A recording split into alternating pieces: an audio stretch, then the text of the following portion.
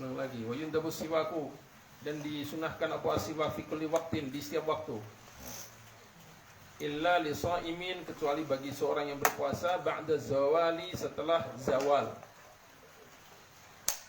Setelah zawal ya, masuk waktu zuhur itu fayukrahu, maka makruh.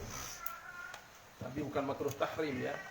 Bukan makruh yang dengan dalil akhirnya seperti haram gitu, enggak. Makruhnya namanya makruh tanzih. Misalnya ini dikerjakan ya enggak dosa juga. Makruh tanzih karena ada illat lain, bukan karena dalil. Dalilnya pun dalil qiyas. Dan itu pun kalau ditelisik lagi, ulama-ulama Syafi'iyah belakangan juga enggak semuanya sepakat dengan makruh ini. Tapi seperti di awal ini kan yang disepakati oleh Al-Imam Nawawi dan Imam Rafi'i rahimahumullah rahmatan wasi'ah bahwa itu makruh. Wa yata'akkadu, dan menjadi muakkad, menjadi dikokohkan apa istihbabuhu, sunnahnya siwak likulli sholatin, untuk setiap sholat, setiap akan sholat. Kalau dalam madzhab Hanafi, bukan madzhab Hanafi sebenarnya, orang-orang madzhab Hanafi mereka jarang banget yang pakai siwak sebelum sholat. Kami pernah tanyakan, hadis sebanyak ini inda kulli sholatin, kenapa kalian takwil? Inda kulli sholatin ditakwil inda kulli wudu'in. Apa alasannya? Sebenarnya enggak takwil sebenarnya. Itu orang-orang yang kurang memahami sebab aja. Dan mazhab kami pun tetap sunnah itu. Cuman karena khawatir dengan bersiwak keluar darah, akhirnya wudhu kami jadi batal, jadi repot lagi. Sehingga mending kami siwaknya sebelum berwudhu ya. Makanya tentang pindah madhab itu mesti komplit pengetahuannya, bukan asal aja. Oh ini tawaf biar bisa terus kesenggol, gak apa-apa pindah madhab Hanafi, misalnya begitu. Ya itu benar dalam satu sisi itunya, bahwa dalam madhab Hanafi bersentuhan laki perempuan baik suami istri maupun bukan gak batal, betul memang itu. Tapi kan ada perkara lain yang beda dengan kita, yakni keluarnya darah. Sehingga bersiwak keluar darah batal, pas tawaf misalnya tersandung keluar darah batal, kan repot juga sisi lain. Makanya seperti tawaf itu bukan pindah madhab, tetap dalam madhab Syafi'i.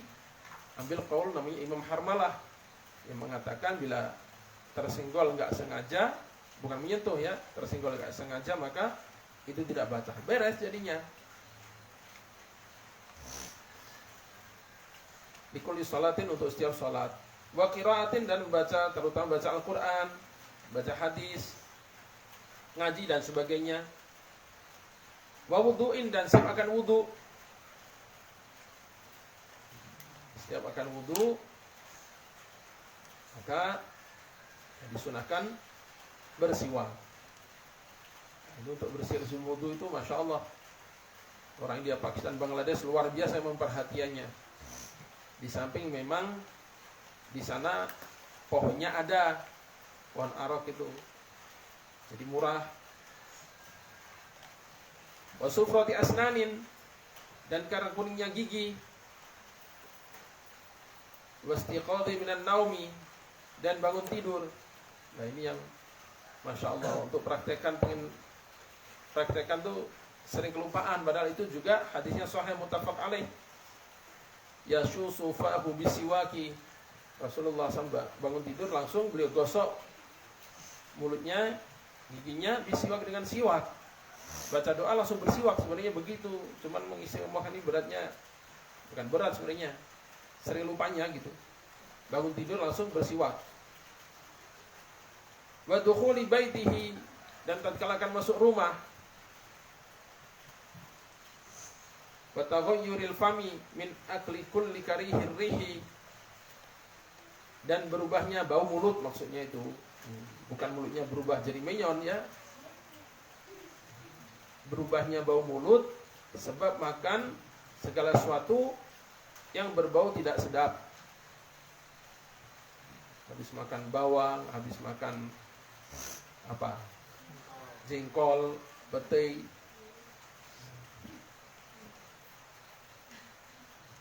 Cuman ada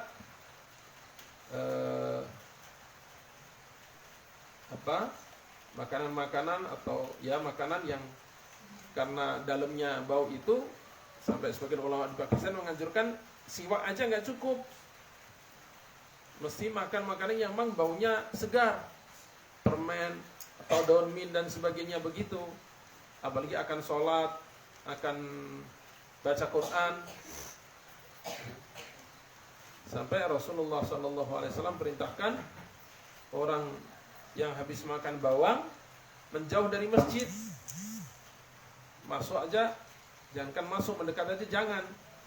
Menjauh dari masjid. Kenapa? Kasihan malaikat.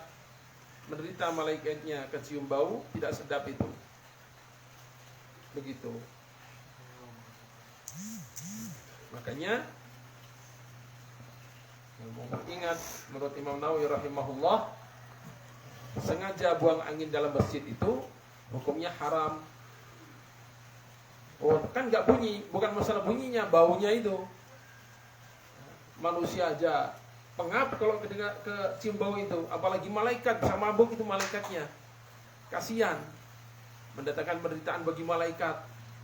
Mestinya cium wangi-wangi, ini malah bau semerbak amonia. Kan kasihan malaikat jadi menderita. Makanya kalau sengaja itu haram hukumnya dalam masjid itu.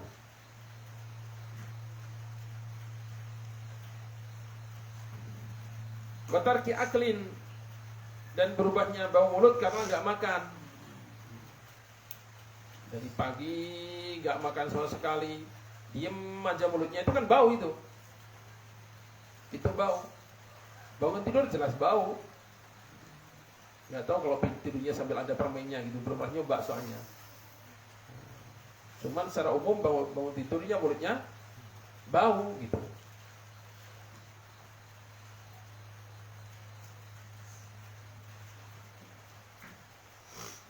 Wa yujzi'u, dan mencukupi siwak bikulli khashinin, dengan setiap sesuatu yang agak kasar, bukan licin. Bukan licin. Itu waktu masih kecil sempat melihat kakek almarhum dan juga melihat kiai-kiai itu, Masya Allah, saking awetnya siwaknya, kadang sampai licin banget kayak di pelitur begitu. Saking awetnya siwaknya itu. Kalau orang-orang kuno zaman dulu biasanya siwaknya diikat sama tasbih. Saking nggak tahu berapa tahun itu, habisnya sering ketemu itu siwak tuh betul-betul ya kayak di pelitur aja saking licinnya. Padahal kalau semestinya kalau yang mencukup itu bukan yang licin, tapi yang agak kasar malahan. Kulli khashinin, dan nggak harus kayu arok, nggak harus kayu arok.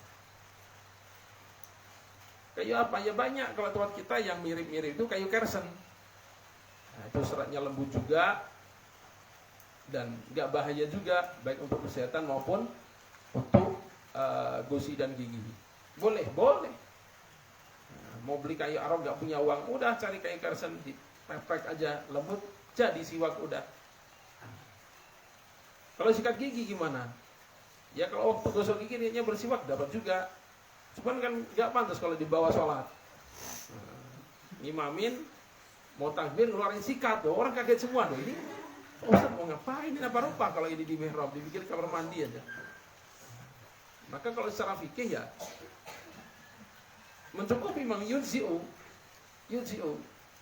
Tapi kan nggak universal tempatnya. Gitu. Makanya di sini ada sedikit perbedaan. Sebagian orang-orang yang mereka katakan juga dari ulama Saudi, mereka menganjurkan bersiwak pakai tangan kiri, megangi tangan kiri.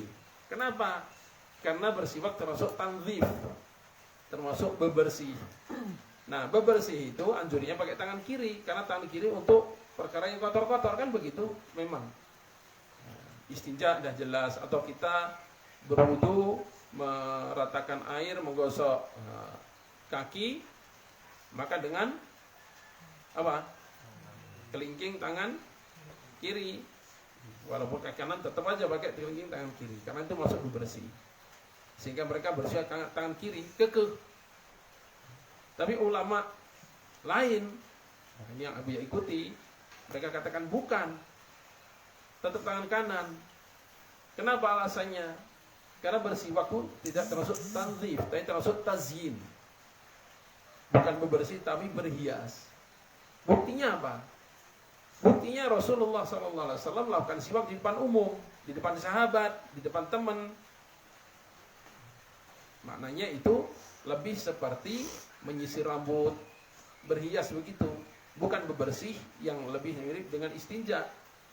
Jadi gimana? Ya pakai tangan kanan. Makanya pakai tangan kanan. Karena itu termasuk bagian dari tazyin, bagian dari berhias. Nah, itu yang lebih Abu sukai.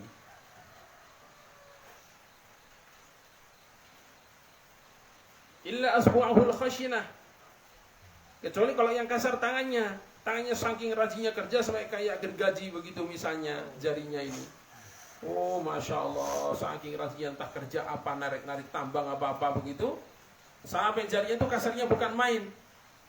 Maka pakai jarinya gimana? Enggak bisa. Kalau mazhab Hanafi bisa. Kalau mazhab Hanafi. Makanya praktisinya gimana? Punya rida, punya serban gitu.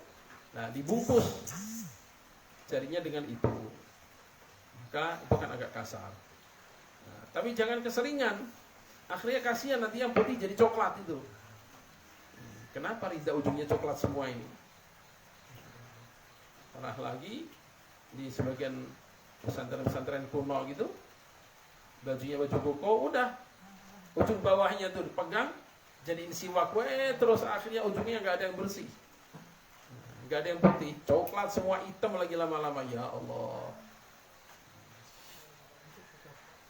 Ya memang satu sisi secara fikih memenuhi sunnah. Cuma kan Rasulullah nggak mencontohkan begitu, itu yang perlu kita pegang. Kan Rasulullah nggak nyontohkan begitu. Beliau bersiwak pakai siwak beneran gitu. Gak punya uang tadi, nggak wajib kalau kayak arok itu. Cari kersen atau lihat ranting-ranting apa itu yang lembut. Kalau yang punya pernah coba kersen itu soalnya itu lembut. Wal afdalu, dan yang paling utama iku bi arokin, dengan kayu arok. Nah itu yang paling utama.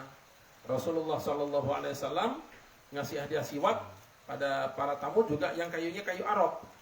Yang putih itu biasa kita pakai itu. Kalau yang coklat gimana, zaitun itu? Ya boleh-boleh juga. Ada juga hadisnya itu, kayu zaitun itu. Cuma lebih banyak yang kayu arok riwayatnya. Dan itu Rasulullah SAW sampai pakai, jadikan itu sebagai hadiah yang kayu arok tadi. Wabia bisin, yang sudah kering, nggak harus baru dipotong, masih masih ada getahnya, itu nggak harus begitu. Ya udah kering, cuman nggak kering banget kayak kayu papan beneran, nggak juga. Nudia yang dibasahin, tapi ini udah kering tapi dibasahin. Pakai apa? Pakai air, pakai liur dan sebagainya. Yang penting itu tadi paling utama, kondisinya sudah kering, cuman dibasahin.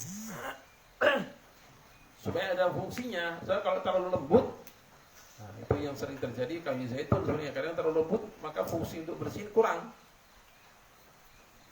Saking lembutnya kemudian basah kuyup, udah seperti kain aja, sehingga fungsi membersihkannya kurang.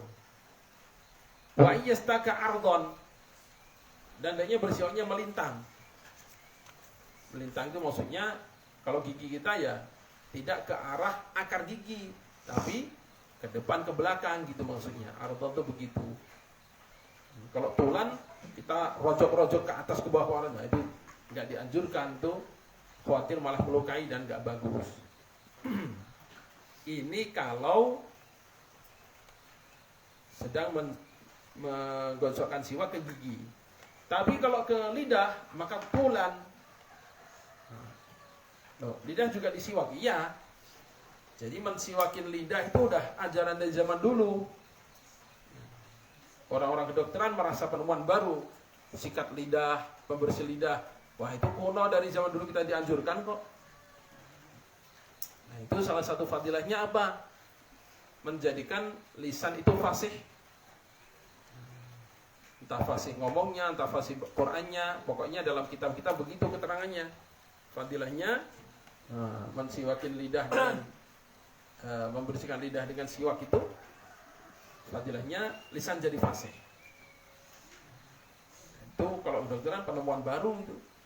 Ada sikat lidah, ada kayak penggerik itu untuk lidah. Kita mah udah lama itu. Dari zaman 1000 tahun lebih udah ada ajaran itu, cuma kita aja yang kurang perhatian gitu. Jadi kalau lagi begitu ya udah betul-betul dipolkan aja. Dan itu biar lihat memang orang Pakistan yang Masya Allah dengan bersiwak tuh betul-betul apa namanya isti'ab dan mubalaghah sih enggak, tapi betul-betul mereka sempurnakan gitu. Karena bagi yang pertama kali dengar, ya maaf agak rasa jijik gitu. Orang projo kayak gitu emang. Tapi itu berfungsi kesehatan, mengeluarkan lendir yang mengganggu pernapasan dan sebagainya. Jadi kalau sebenarnya yang digosok bukan hanya gigi gitu. Ya gigi, ya lidah, ya langit-langit. Kalau langit-langit dan lidah, maka tulan apa? Sesuai dengan bentuk lidah itu maju mundur begitu. Tapi kalau untuk gigi, ardon, melintang. Jadi tidak ke arah akar gigi, tapi menyamping kanan kiri begitu. Wa yabda'u bijanibihil aiman, dari sebelah kanan dulu. Kanan luar, kanan bawah, kanan dalam begitu. Kanan kiri begitu.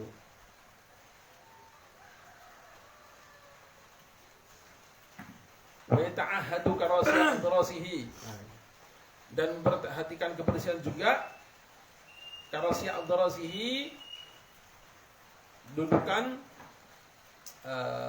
apa namanya gerahamnya. Jadi sampai ke gusi-gusi, kemudian bagian tengahnya geraham itu disiwak semua, digosok semua.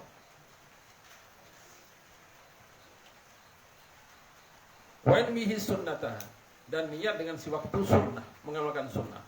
Fadilah lain nanti dapat, fadilah kesehatan, fadilah kebersihan, fadilah kefasihan dan lain-lain itu dapat. Tapi niat utama sunnah. Laula an asyqa ala ummati la amartum bisiwak inda kulli shalah. Hadisnya banyaknya bukan main itu. Mau yang sahih, mau yang dhaif, mau yang hasan, mau yang masyhur, yang aziz, ada semua. Saking banyaknya hadis siwak itu.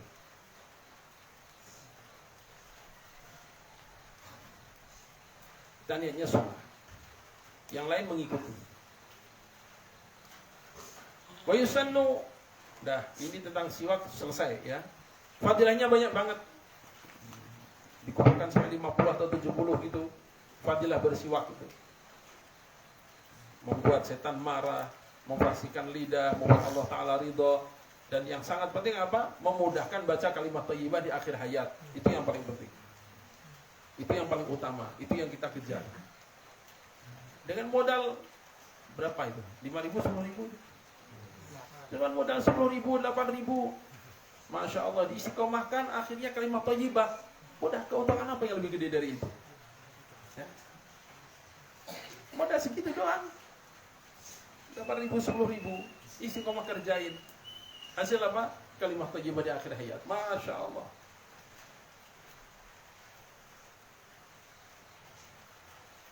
Wa yusannu qalmu dhufrin, dan disunahkan memotong kuku, menggunting kuku, memotong kuku. Nah ini kalau yang terkenal kan apa namanya, motongnya dari jari telunjuk kanan ke ibu jari, jari manis, jari kelingking, kelingking kiri, manis kiri, kemudian jari tengah, telunjuk, ibu jari kiri, lalu ibu jari kanan. Kan begitu yang terkenal. Cuman kalau menurut Imam Nawawi dan Syekh Mullah Al-Qari, hadis yang menerangkan begitu itu hadis palsu. Menurut dua imam tadi, Imam Nawawi dan Mullah Al-Qari. Habib Zain bin Smith dalam Taqrir Sadidah itu, maka beliau sampaikan lompat nukil hadis, barang siapa menggunting motong kukunya dengan lompat, maka tidak akan terkena penyakit belek. Bagaimana itu? Dari kelingking kanan, kemudian tengah, ibu jari, jari manis, jari telunjuk, sehingga nggak ada yang berdekatan, lompat semua. Kelingking kanan, kemudian tengah, lalu ibu jari, kemudian jari manis, dari telunjuk. Nanti yang kiri begitu juga, mulai dari ibu jari, tengah, kelingking, telunjuk, jari manis terakhir. Itu kalau dalam Takrir Rasadidahnya Habib Zain bin Smith. Itu ada hadisnya kalau itu. Kalau tangan, kalau kaki urut aja dari kanan ke kiri, dari ujung ke ujung. Paling bagus kapan? Mulai Kamis sore sampai Jumat, itu paling bagus. Mulai Kamis setelah asar sampai Jumat, itu paling bagus itu. Terus dikemanakan? Ya paling bagus ditanam di tanah, ditimbun gitu, paling bagusnya. Wa qassu syaribin, dan menggunting kumis. Nah, menggunting kumis itu digunting, bukan dicukur pakai kerok, itu enggak. Kalau dalam fikih kita dicukur begitu sampai makruh itu. Ya. Kumis dicukur pakai kerokan itu sampai makruh hukumnya. Karena memang semua lafaznya qassu pakai miqas, pakai gunting. Dan jangan sampai melewati batas makruh. Batasnya kapan? Tatkala panjangnya menutupi merahnya bibir. Nah, itu kalau dibiarkan udah makruh itu. Maka mesti digunting, bukan dicukur ya. Bukan dikerok, tapi digunting. Dikerok, apalagi dicabut misalnya, nah itu makruh itu.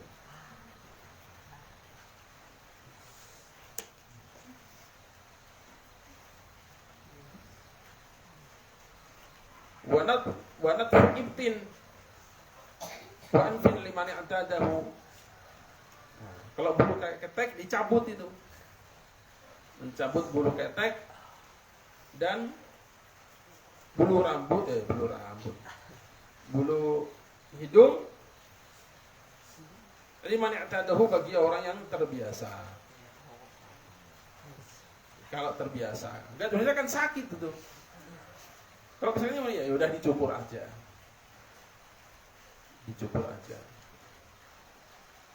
Nah, ini lihat, ini insyaallah ada dalam Islam gitu. Ajaran bebersih sampai detail gini ini. Sampai sedetail ini ya. Kalau anbiya semuanya bersih pasti. Tapi menjelaskan sampai detail kayak gini insyaallah hanya ada dalam Islam.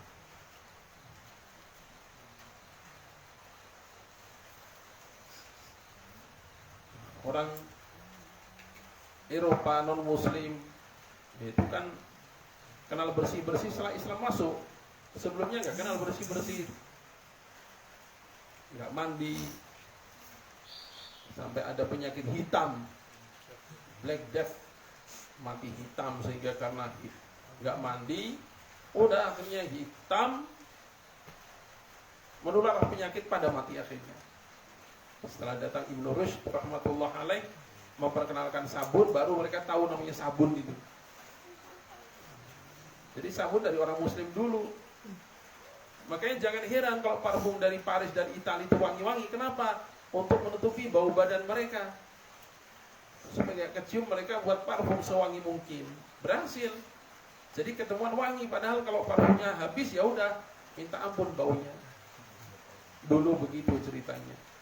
Setelah Islam masuk ke sana, baru mereka tahu namanya mandi, bersih dan sebagainya begitu. Maka jangan sampai kita yang punya agama, kita yang punya ajarannya, kita nggak mengamalkannya, kan ironi itu. yang mengajarkan kebersihan orang Islam, yang belajar agama Islam malah gak bersih-bersih. Na'udzubillah, itu seperti ayam mati di lumbung padi.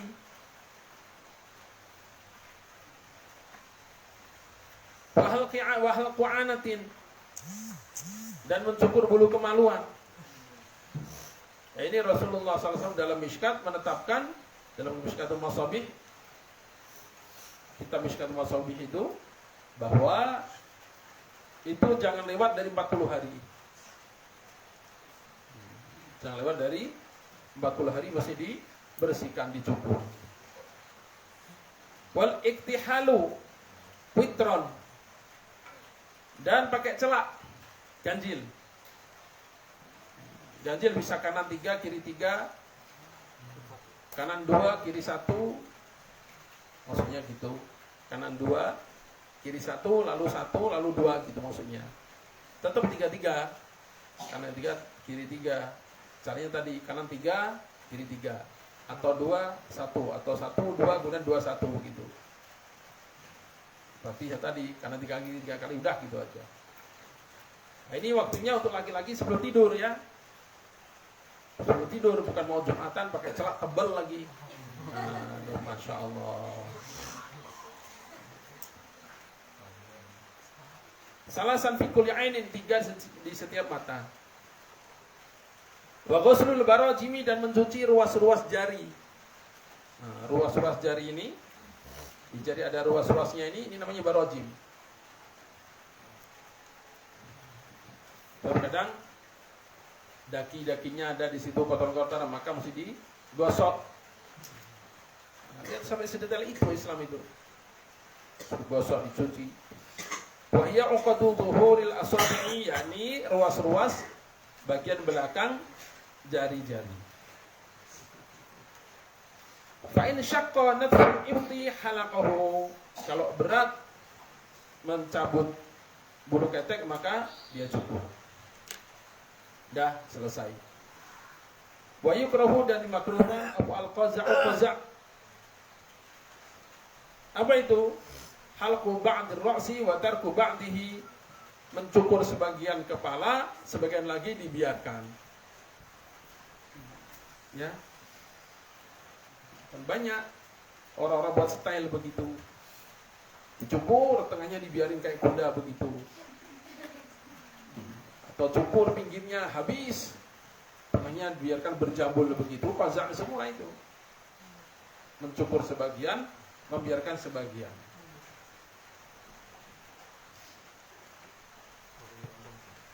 Wala ba'sa bihalqi kullihi. Enggak apa-apa kalau cukur aja semuanya. Cukur rata semuanya.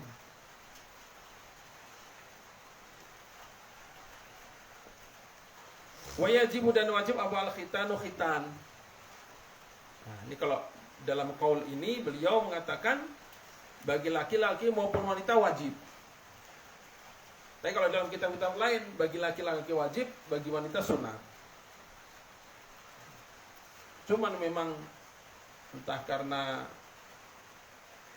desakan atau tekanan apa, itu ada larangan untuk khitan bagi wanita.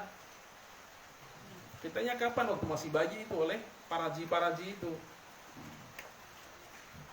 Sehingga di sebagian daerah hilang aja. Nah itu kalau dalam kitab-kitab yang agak luas penjabarannya, untuk laki-laki jelas untuk kebersihan, untuk wanita itu adalah untuk menurunkan dorongan syahwat untuk wanita itu, sehingga menjadi stabil. Kalau nggak dikhitan, jadi mengerikan, liar. Liar itu maksudnya ganas gitu.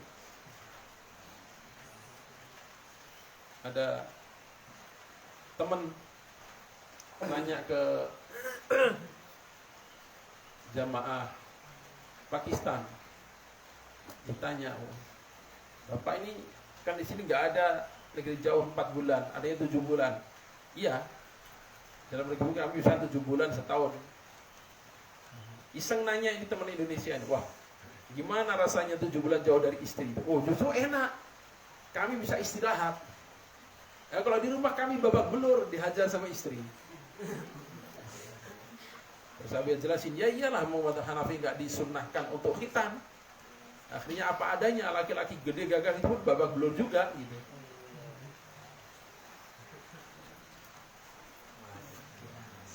Sehingga 7 bulan bagi mereka itu istirahat itu. Alhamdulillah istirahat. Wa yahrumu dan haram khadbu sya'ri rajuli wal mar'ati bisawadin. Dan haram mewarnai, menyemir rambut laki-laki maupun wanita bisawadin dengan warna hitam. Illa li ghardil jihadi, kecuali untuk maksud jihad. Supaya enggak kelihatan tua, kelihatan muda semua sehingga musuh jadi takut. Wih, pasukannya muda-muda semua padahal disemir semua dengan hitam. Wa yusannu dan disunatkan bisufratin aw humratin dengan kuning atau merah. Nah, pertanyaannya, ini kan secara umum Rasulullah perintahkan bagi yang sudah beruban. Kalau belum beruban, lalu dihenna atau dengan apa begitu, dengan kuning dan merah, gimana? Ada berapa pertimbangan dalam jawaban itu. Pertama, niatnya kebawa orang fasik dan kafir atau tidak. Pertama itu. Karena lagi tren misalnya tokoh maksiat tertentu, rambutnya ada sebagian dimerahin misalnya, atau diijoin atau dibiruin, kan penting nggak hitam kan memang. Lalu dia kebawa ikutan itu, maka ikutnya ini yang haram. Ikut orang-orang fasiknya ini yang haram. Pertama itu. Yang kedua, kalau ini yang melakukan laki-laki, itu jadi menyerupai wanita apa tidak? Jadi menyerupai wanita atau tidak? Kalau tadi pertama mau laki-laki mau perempuan, karena kebawa tren orang fasik, maka yaudah tasyabuh dengan bil fasaqah namanya, kebawa orang fasik, jadi nggak boleh. Lagi tren ini grup ini itu rambutnya dikasih 2 warna, misalnya oranye sama hijau, udah akhirnya di mana-mana rambutnya di oranye sama hijau. Orang kan kenapa jadi oranye sama hijau begini? Ternyata ke bawah grup apa begitu. Nah, itu udah salah. Udah salah duluan. Yang kedua tadi, enggak ada tasyabuhnya laki dengan perempuan, perempuan dengan laki. Yang ketiga, itu menghalangi sampainya air enggak ke rambut? Itu menghalangi sampainya air atau tidak ke dalam rambut itu. Kalau itu melapisi sehingga air enggak nyampe ke rambutnya, karena lapisan tadi, ya nanti kalau mandi besar gimana? Hadas gak hilang.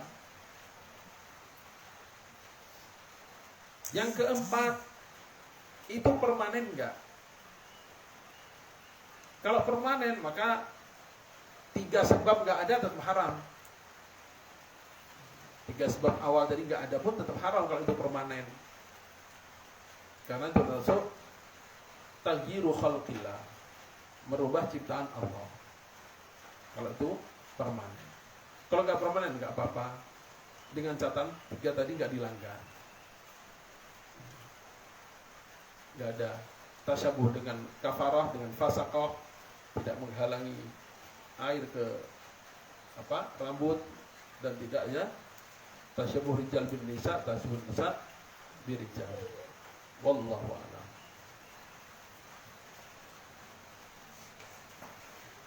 لا درجة النبي المصطفى سيدنا محمد صلى الله عليه وسلم.